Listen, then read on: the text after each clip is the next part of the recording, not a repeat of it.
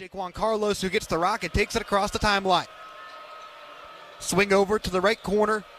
Taylor looking for a post feed, can't find one, instead gives it to Davis at the elbow. Steps into a pull-up J, and it's good. Early bucket to start off on the first possession of the second half, and Cuse goes back on top 43-34 with 19:40 to go in the game. Positive start, huge for the Orange. Here's Jalen Lowe at the top of the key, crosses back over, swings inside for Corhen, and he misses the dunk. Was fouled on the way there, though. So loud in the Pete that you could barely hear the whistle, but Cameron Corhen is going to head to the charity stripe, and Corhen, the Florida State transfer, barely played in that first half with 2 fouls. This time he draws the foul, and he'll get a chance to score for the first time today. It was a clean look for Corhen, but no easy buckets. Make him go to the line. Corhen, just a 64% free throw shooter, so a good candidate to send to the line as he bricks the first attempt. Lead still at 9 for SU. Second attempt for the Texas native. Averaging 11 points per game on the season. And misses the second, so he'll stay scoreless so far today. Rebound goes to Lampkin, and out ahead comes J.J. Starling. On the left wing, Starling, with his back to the basket, recenters himself and kicks into the corner. Down low for Lampkin, who puts it up, and it's goaltended. Corhen came in from the weak side on a late rotation and spiked the ball while it was halfway down the rim.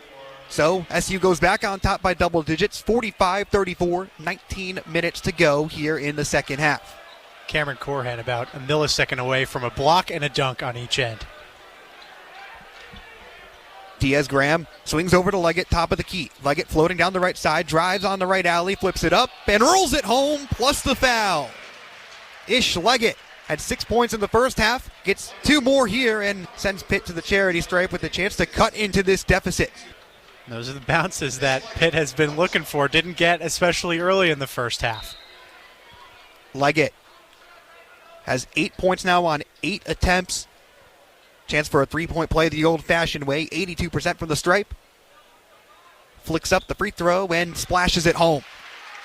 So the lead is 45-37, a minute into the second half, and Pitt comes out in a press. Carlos kicks to Davis, gets it across the timeline, kicks to the corner, three-pointer is up.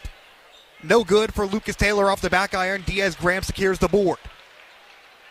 Jalen Lowe pushing in transition. Diaz-Graham straight away, handoff to Lowe, met by a double-team hedge. Swing back over to Diaz-Graham, one more to the corner for Leggett. The tray ball, you bet!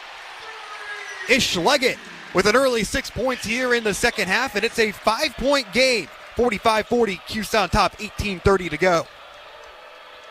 Press still on. Syracuse trying to break it, and they do. Carlos straight away three. The response.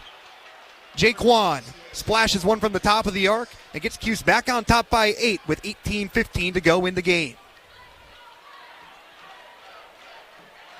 Pitt has Austin on the top of the key. Swing over for Lowe on the left wing. Diaz-Graham straight away. Kick to the corner. Austin three. Yep, that's good. Another tray ball back-to-back for the Panthers, and once again, it's a 5-point deficit. 48-43, under 18 minutes to go. The triples are flying here at the Pete as Jair Davis has it straight away. Taylor now at the Pitt logo. Lampkin gets it in the right corner, driving down the alley, met by a double team, swings out for Carlos, who penetrates, kicks to the corner, Starling from deep. Rooms in and out, rebound goes to Jalen Lowe. Pitt can pull back within single possession.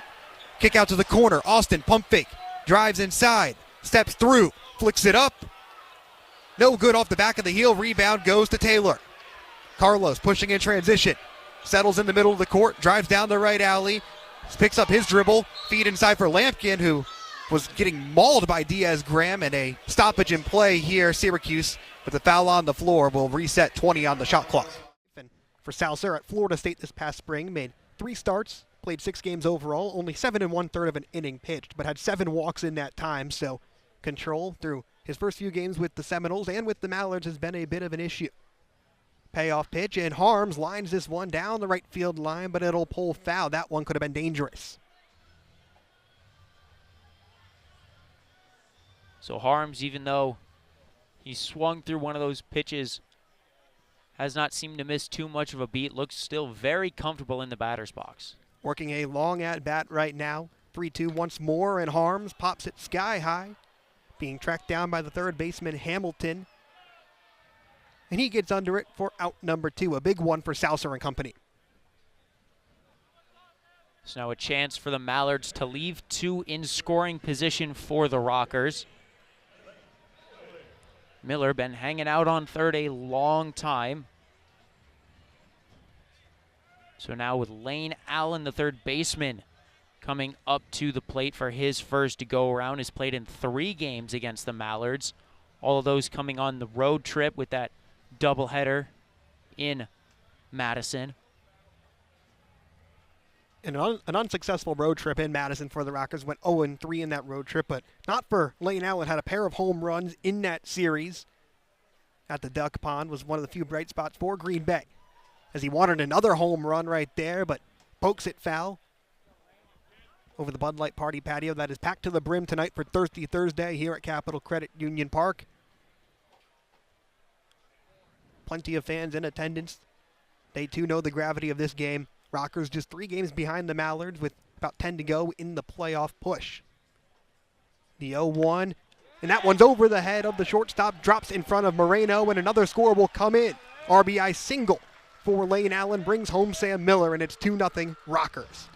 And now even if 2 Rockers get left on base, that'll leave the coaching staff and the entire dugout with a better feeling in their stomach that they didn't leave Miller standing on third, because Miller was there, the second man up, while Adderley was at the plate. No outs at that point. So being able to not leave him there for 4 consecutive batters would be a huge win for them. Trying to keep the party going is Peyton Mansfield, who's playing at first base tonight. And will take ball 1. That one close to the zone. Saucer's had a couple of those, but Jet, the umpire at home, not giving too much ground.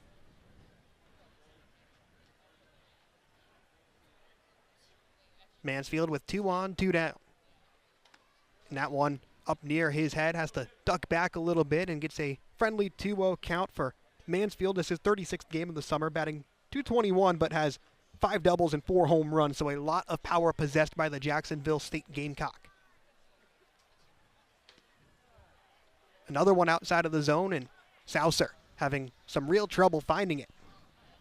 And especially for a guy like Saucer, who has really not had the pitch placement you would expect from your starting pitcher, is not a great thing against Peyton Mansfield, because you don't want to leave anything sitting right down the middle, because as we've already talked about and as you've mentioned, a guy that packs quite a punch with his bat, a lot of home runs, a lot of extra base hits, and a big threat to score both runners on base. But clearly trying to test him and work around the zone and has not paid off for him.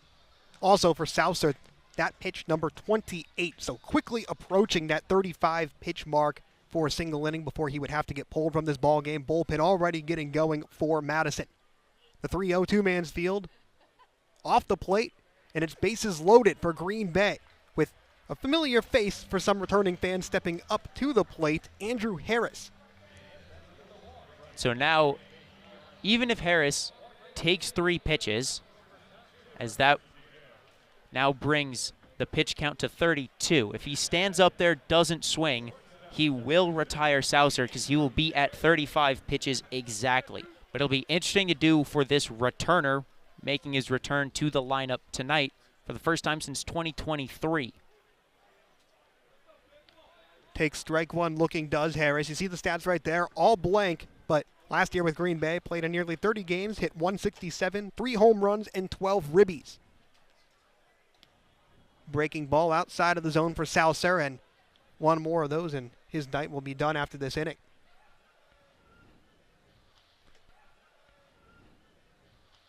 Pitch 35 on the way from Saucer.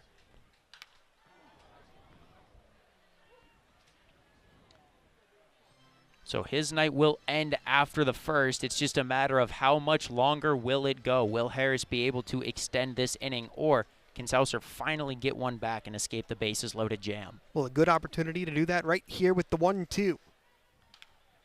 But Harris fouls it back.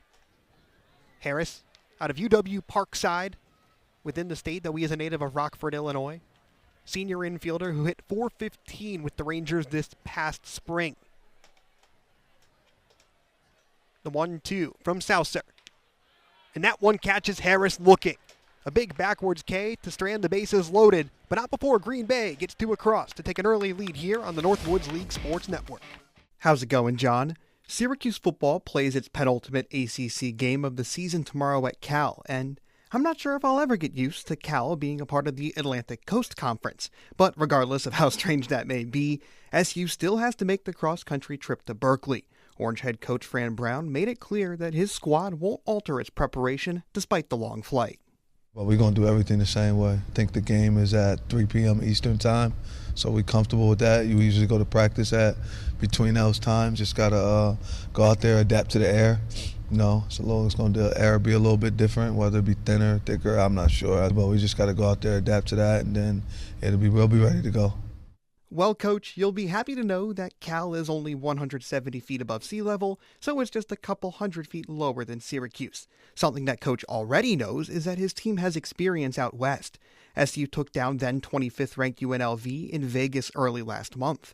The Orange set out to pick up another win in the Pacific time zone tomorrow at 3. WAER's coverage starts right at kickoff. Before then, Syracuse men's basketball has a date with Youngstown State at the Dome. The Orange have never gone head-to-head with the Penguins. However, YSU has struggled big time against ACC opponents, 0-14 to be exact. Syracuse looks to continue that trend at 1 o'clock tomorrow. Make sure to tune in to 88.3 FM at 12:30 for Countdown to Tip-Off. And the NCAA tournament starts for number 11 Syracuse field hockey this afternoon when it faces number 10 Harvard at 2:30. Jonah Weintraub, WAER Sports. It's the most important week of the year in America. College basketball is finally back. Welcome to NCC Sports. I'm Jonah Weintraub. Syracuse men's basketball started off the season with a win against Lemoyne last night, but the Dolphins made things pretty interesting. You can see here that the Dolphins are actually in the lead after the half. Eddie Lampkin, new addition from Colorado, doesn't want that to be the final score, so he gets to work.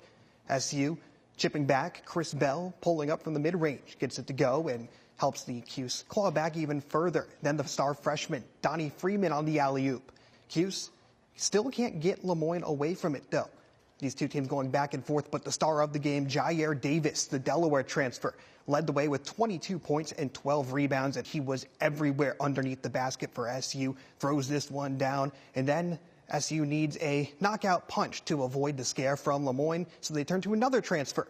Jaquan Carlos, the point guard, gets in the paint, gets the job done, and Syracuse is able to survive, but again, wasn't pretty. They take down Lemoyne 86-82 at the Dome.